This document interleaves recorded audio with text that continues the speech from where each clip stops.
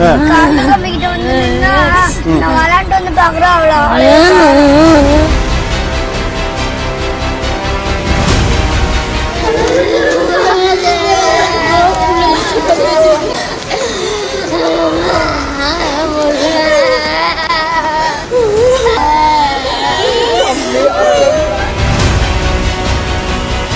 எனக்கு என்னன்னு கேட்டிங்கன்னா அவன் செத்ததுக்கு அப்புறம் தான் என் பிள்ளைகளை கொண்டு போய் எதாக இருந்தாலும் பண்ணுவேங்க சார். அது வரைக்கும் என் பிள்ளைய நான் வாங்க மாட்டேன். அவனை சுட்டு கொன்னா தான் நான் வாங்குவேன், எல்லாம் வாங்க மாட்டேன்.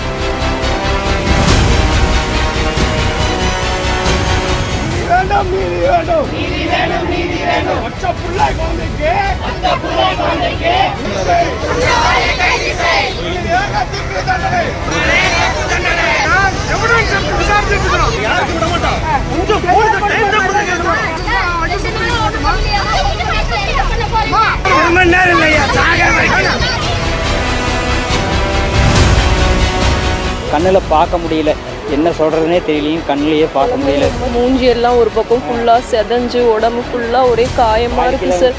கழுத்தெல்லாம் திரும்பி ரொம்ப எலும்பு முறிவெல்லாம் ஏற்பட்டிருக்கு சார். ரொம்ப கொடூரமாக அவங்கள கஷ்டப்படுத்தியிருக்காங்க சார் நைட்டெல்லாம் வச்சு.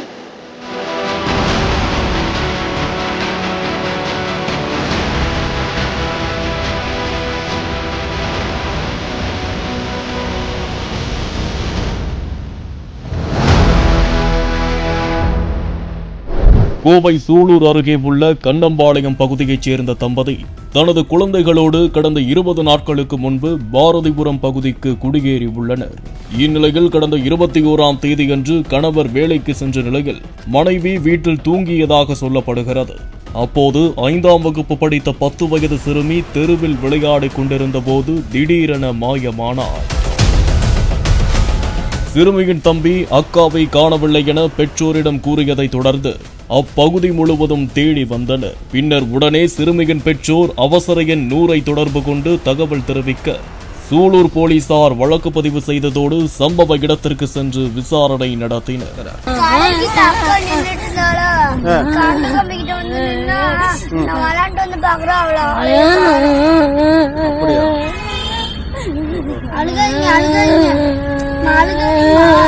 மறுநாளான 22ஆம் தேதியன்று மாலை அருகில் உள்ள கண்ணம்பாளையம் பகுதியில் உள்ள பாழடைந்த கிணற்றுக்குள் சிறுமி சடலமாக மீட்கப்பட்டார். மாயமான சிறுமி சடலமாக மீட்கப்பட்ட சம்பவம் அப்பகுதியில் பெரும் பரபரப்பை ஏற்படுத்தியது.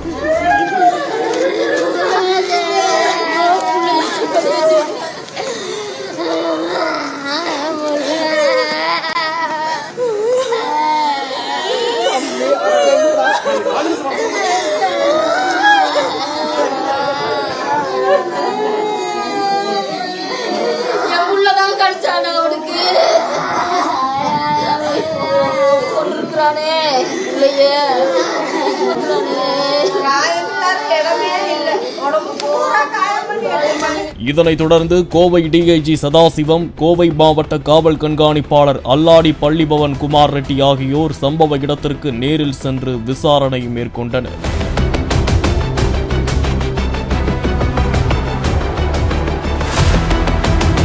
சிறுமியின் உடலை மீட்ட போலீசார் இஎஸ்ஐ அரசு மருத்துவமனைக்கு பிரேத பரிசோதனைக்காக அனுப்பி வைத்தனர். இரவே சிறுமியின் குடும்பத்தினர் மற்றும் அப்பகுதியினர் குற்றவாளியை என்கவுண்டர் செய்ய வேண்டும், மரண தண்டனை அளிக்க வேண்டும் என கோஷமிட்டபடி திருச்சி சாலையில் அமர்ந்து சாலை மறியலில் ஈடுபட்டனர்.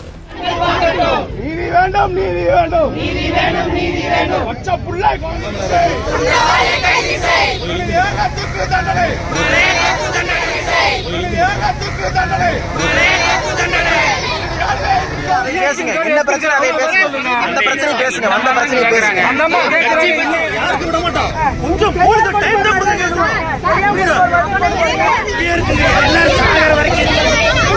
மணி நேரம் இல்லையா சாகர வரைக்கும்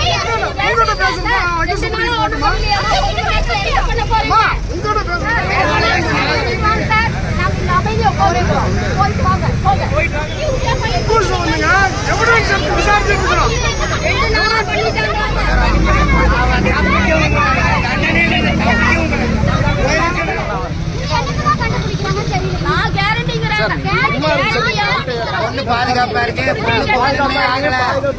நாங்க பொறுப்பு.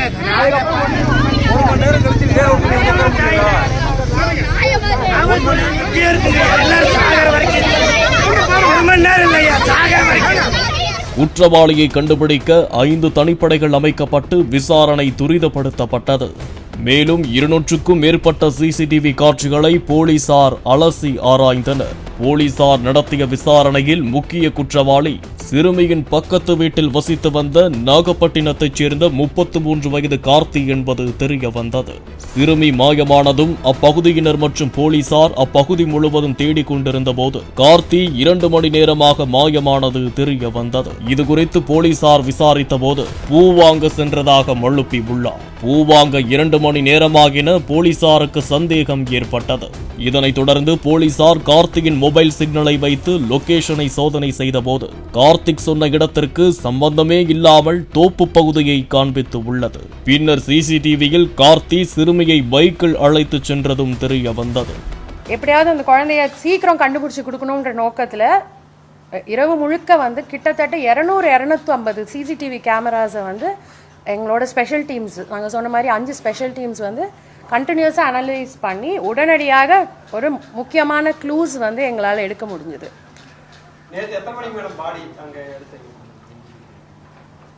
நேற்றுக்கு சுமார் ஒரு 6 மணி, ஈவினிங் 6 மணி அளவில் கார்த்தியிடம் போலீசார் தங்களது பாணியில் விசாரித்த போது பல அதிர்ச்சி தகவல்கள் வெளியே வந்தன.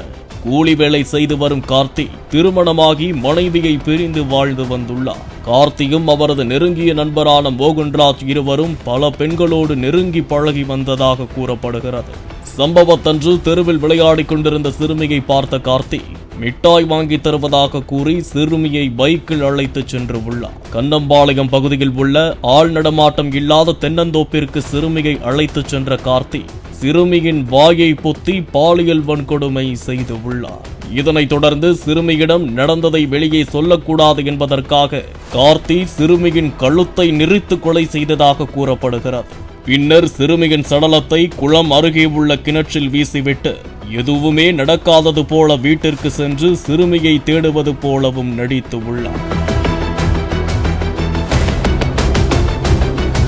கண்ணம்பாளையம் பகுதியில் உள்ள மரியாரோஸ் கார்டன் அடுக்குமாடி குடியிருப்பின் முதல் மாடியில் பதுங்கியிருந்த குற்றவாளி கார்த்தியை காவல்துறையினர் சுற்றி வளைத்த போது காவல்துறையினரிடம் இருந்து தப்பிக்க முயன்றதாகவும் அதனால் அவருக்கு வலது கை மற்றும் வலது காலில் முறிவு ஏற்பட்டதாக போலீசார் தரப்பில் கூறப்படுகிறது. பின்னர் அவர் கைது செய்யப்பட்டார்.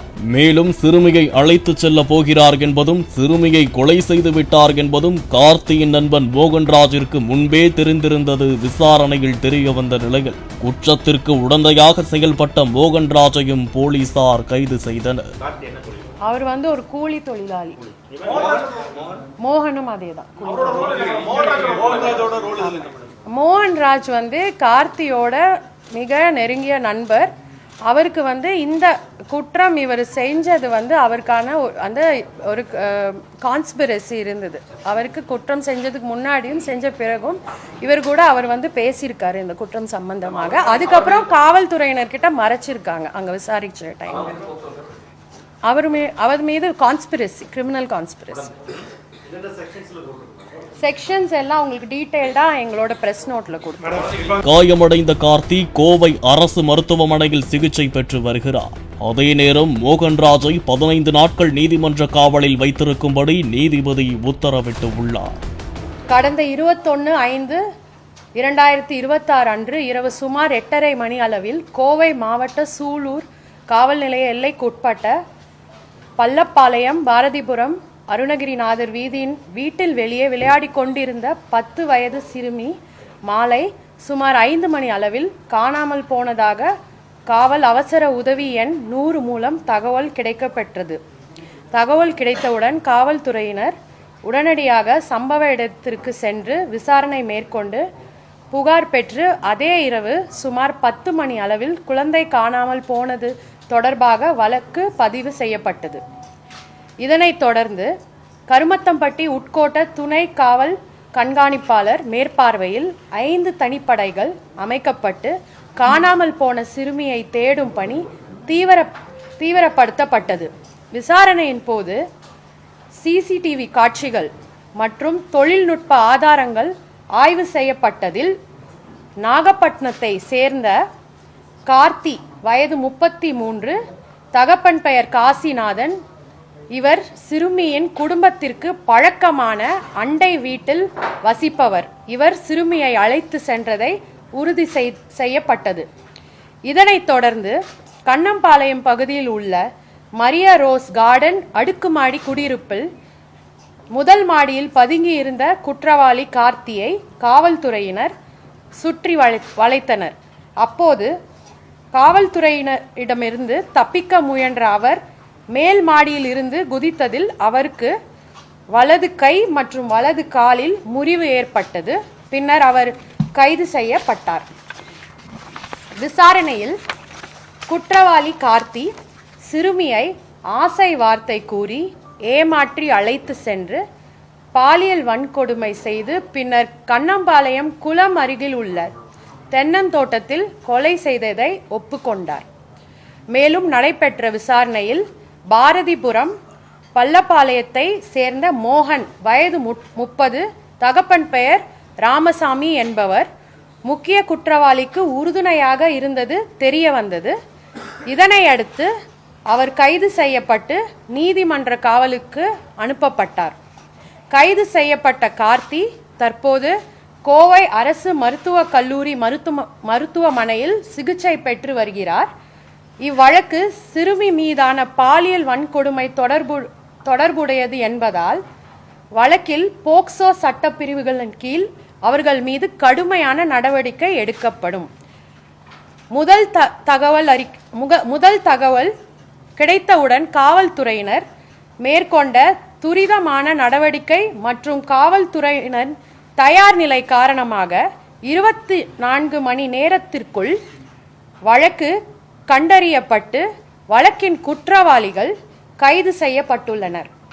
மேலும் பாதிக்கப்பட்ட குடும்பத்திற்கு விரைவாக அரசின் தரப்பு நிவாரண உதவி தொகை கிடைக்க எல்லா நடவடிக்கைகளும் மேற்கொள்ளப்பட்டு வருகின்றது.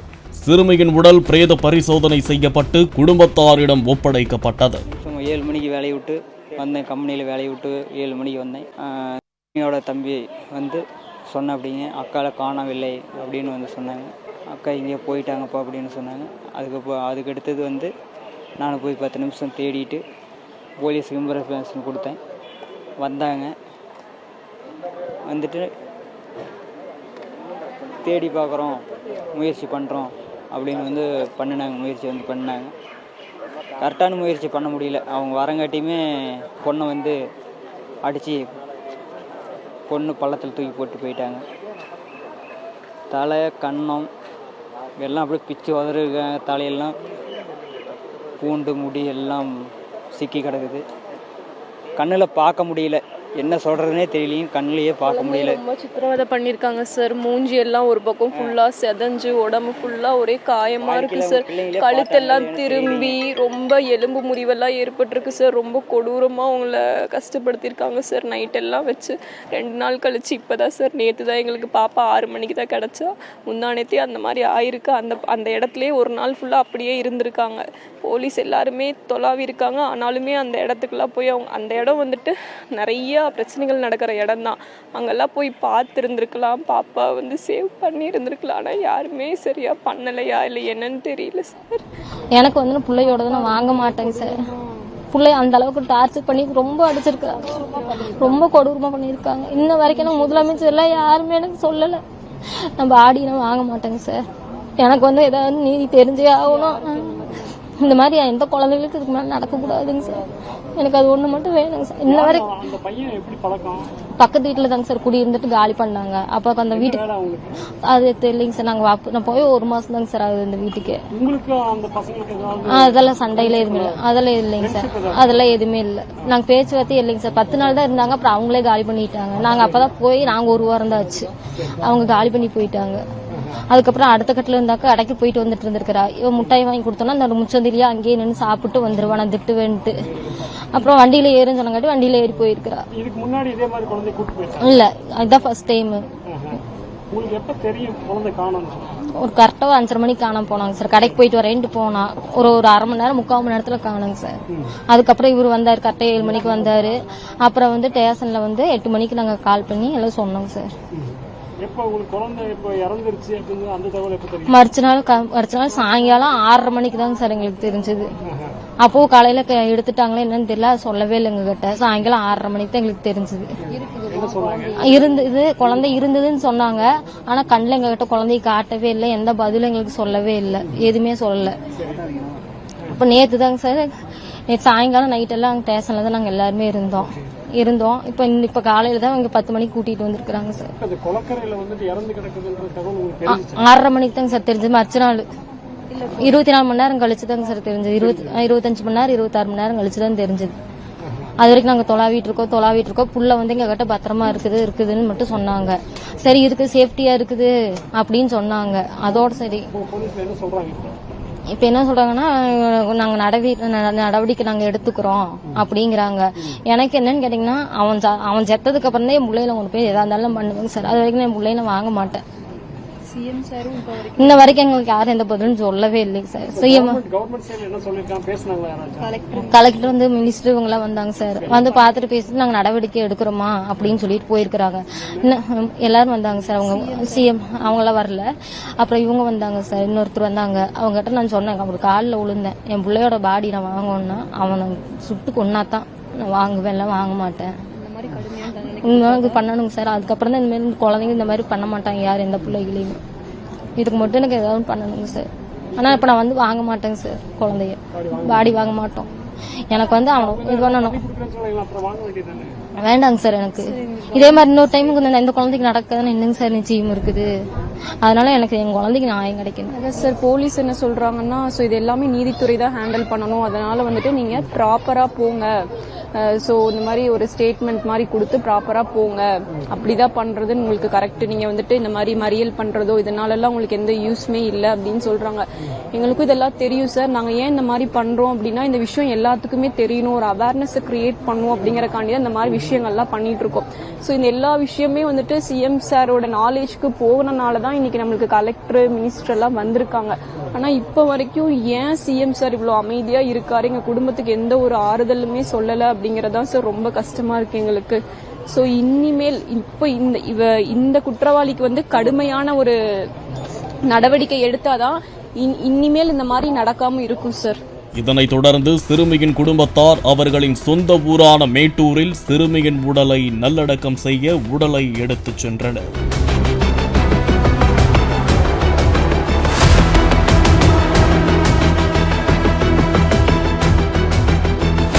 குற்றவாளிகளை 24 மணி நேரத்திற்குள் போலீசார் கைது செய்ததை மக்கள் பாராட்டி வருகின்றனர்.